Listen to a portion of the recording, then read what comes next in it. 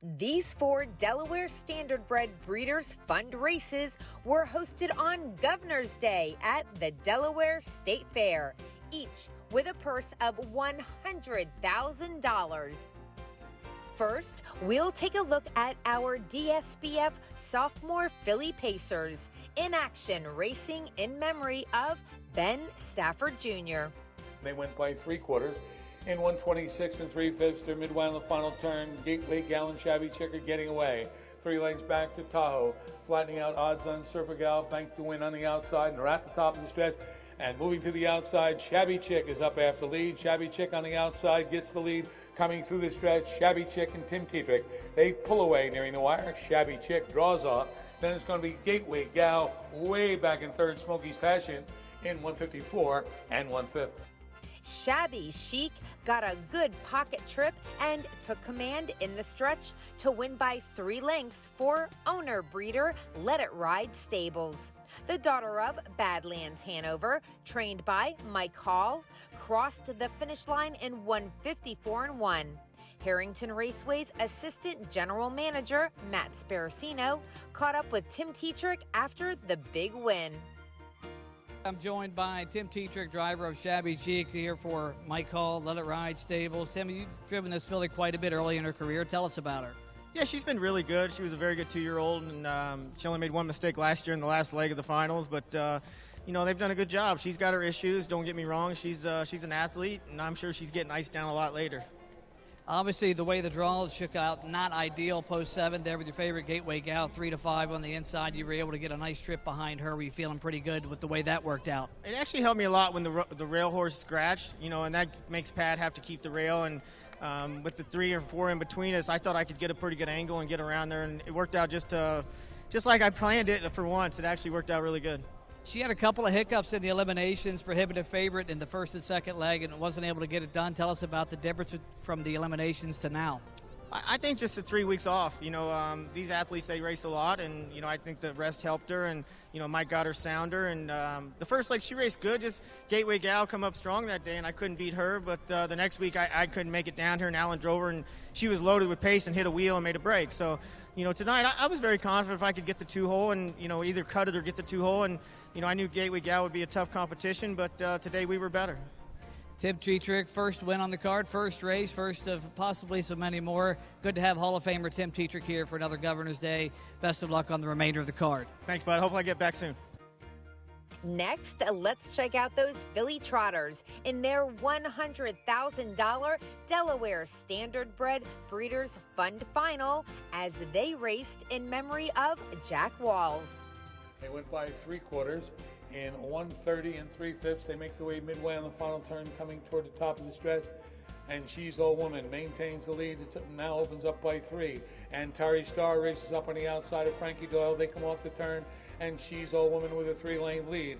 And Tari Starr trying to get by Frankie Doyle. They come toward the wire. It'll be She's All Woman to win easy. And Tari Starr. She's All Woman and Tari Starr and Frankie Doyle. She's All Woman, the favorite in the race, won by 3 lengths for owner breeder Pam Wagner.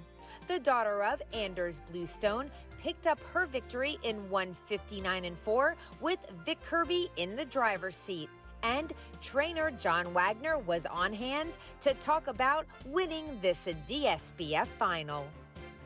She's All Woman, talented daughter of Anders Bluestone, has won 9 of 14 lifetime. Dominated the Breeders' Fund Stakes here this year. Tell us about her. She's just been real nice for me. She stayed sound. She ain't never got sick. Good gated. Just does everything right. And just been lucky. You've had a lot of success with young horses over the years, particularly trotters. Certainly she fit the Delaware program like a glove. How does she rank over the years with some of the top young trotters you've had? She's probably one of the better ones, I think. The other ones might have made more money, but she's the better one. She's been rather good gated thus far. Were you at all concerned with the outside post tonight? Yeah, I was. I haven't had much luck lately, but tonight was good. Obviously, your driver, Vic Kirby, came up under your stable. You guys have had a good relationship over the years. Tell us about your relationship with Vic.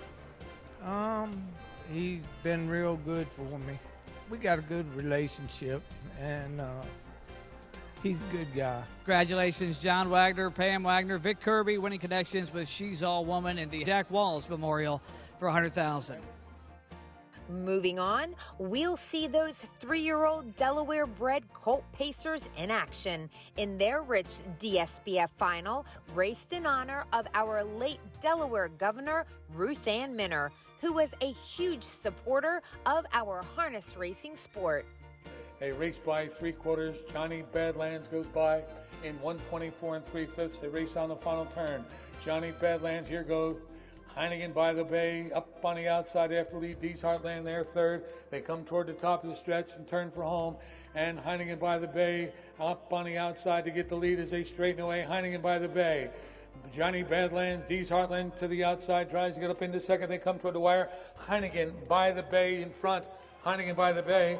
Then it's Dees Heartland, and back to third, Johnny Badlands, distant fourth. Bad and Bougie in 152 3/5.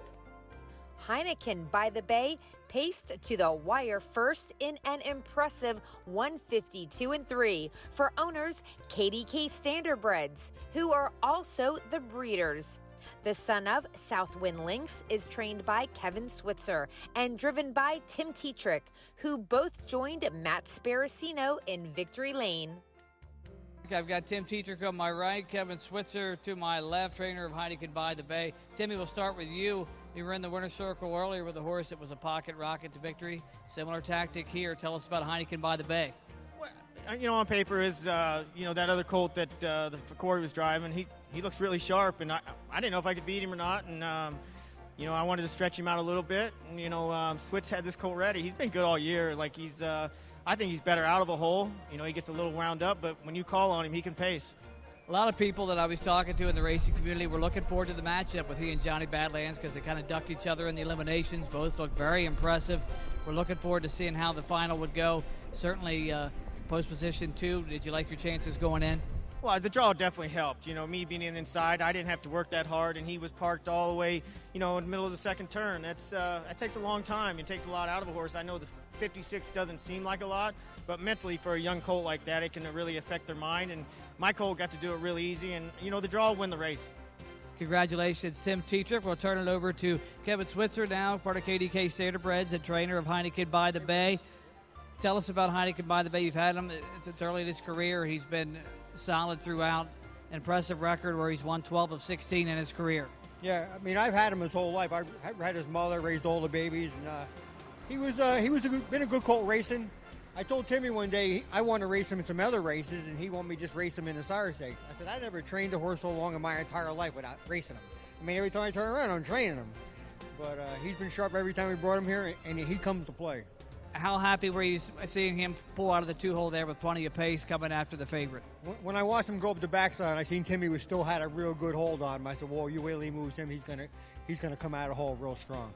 He loves the race. He loves it.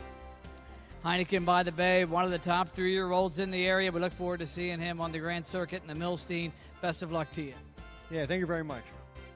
Finally, let's take a look at the sophomore colt trotting Delaware Standardbred Breeders' Fund Final, named in memory of Hal Belote.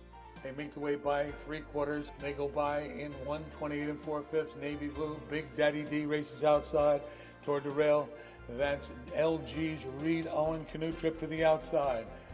Coming over toward the top of the stretch now, Navy Blue, 3-wide canoe trip. Down inside LG's Reed Owen, Big Daddy T between horses, and they're at the top of the stretch. They straighten away. Navy Blue's out in the center track. LG's Reed Owen coming down the inside. They come toward the wire. Navy Blue's in front. Very tight for the play spot between canoe trip and LG's Reed Owen in 158. Navy Blue trotted from gate to wire for this DSBF triumph. The son of Anders Bluestone picked up the win in 158. Navy Blue is co-owned by Wyatt Starkey, along with Art Stafford Jr., who's also the trainer and the driver. Navy Blue prevails in the Hal Belote Memorial here, going for $100,000 in 58. Art, you've had this horse all along. He's looked the part of a good one since the first time he stepped on the track. Tell us about him. He really likes his job, and He's went ahead and win some for us. He got sick on us last year, and he was lucky to come back, and he's a lot stronger and a lot faster this year. I know he impressed a lot of people his last start at Harris, Philadelphia in a non-winners of 7 races. You faced some pretty salty competition up there, particularly, you know, with the Pennsylvania circuit. Those classes are pretty tough. Trotted in 54 and change, represented himself very well. Not something that a lot of the trotters from around here are able to do. You know, tell us what you have in store for him for the remainder of his career. Do you think he's going to continue to make a good overnight horse? I think he'll make a good overnight horse. We're going to go ahead and go to Dover for the stake races up there when they get ready to go, but he'll probably get a break after this, and when it cools off a little bit, start back with him. Tell us about tonight with the rail. Obviously, a lot of respect from the bettors at 1 to 5. The top of the stretch, it looked like they may have a run at you there, but you found another gear. He dug deep, and he dug all the way to the wire. Congratulations, Art Stafford, and good to see you back after the spill here late in the season. Continued success with him at the Dover season. Thanks, Matt. Post Time would like to congratulate our 3-year-old Delaware Standardbred Breeders Fund champions and all of their connections.